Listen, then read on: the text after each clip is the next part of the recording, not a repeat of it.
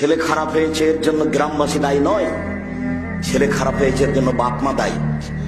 মেয়ে খারাপ হয়েছে এর জন্য গ্রামবাসী দায়ী নয়, মেয়ে খারাপ হয়েছে এর জন্য মা দায়ী।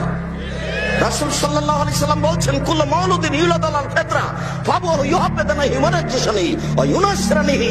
প্রত্যেকটা ছেলে মেয়ে ইসলামী ধারণ ক্ষমতা নিয়ে জন্ম নেয়, প্রত্যেকটা ছেলে মেয়ে ইসলামী ধারণ ক্ষমতা নিয়ে জন্ম নেয়। পাঁচ ওয়াক্ত সালাত আদায় করতে পারবে, এই ক্ষমতা তার ভিতরে আছে।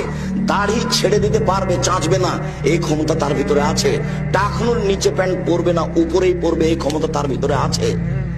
তো টাকনো নিচে প্যান্ট পরলো কেন? দাড়ি চাঁচলো কেন? দোকানে বসে আড্ডা পিটলো কেন? সুদ ঘুষ জুয়ায় অংশগ্রহণ করলো কেন? রাসূল সাল্লাল্লাহু আলাইহি সাল্লাম বলছেন, ওর বাপ মা করতে বলেছে এই জন্য। মেয়েটা নগ্ন পোশাকে আছে কেন?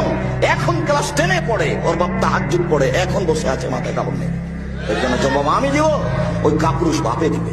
আমি দিব, জন্ম আমি দিয়েছি, জন্ম আপনি দিয়েছেন, আপনি প্রস্তুত থাকেন। আল্লাহর নবী আপনাকে বলছেন পাহারাদার এই ছেলেদের, এই বাড়ির পাহারাদার আপনি। জবাব আপনাকে দিতে হবে। এই বাড়ির পাহারাদার আপনার স্ত্রী, আপনার মেয়ের প্রত্যেকটা অন্যায়ের জবাব আপনার স্ত্রীকে দিতে হবে, আপনাকে দিতে হবে। তাই রাসূল সাল্লাল্লাহু আলাইহি ওয়াসাল্লাম বলছেন, 3 শ্রেণীর মানুষ জান্নাতে যাবে না। ভুল বুঝিয়েন না, কথা আমি বোঝানোর চেষ্টা করেছি। প্রত্যেকদিন আপনার মেয়ে স্কুল থেকে আসে বিকাল 2টার সময়, আজকে এসেছে 2:30টার সময়।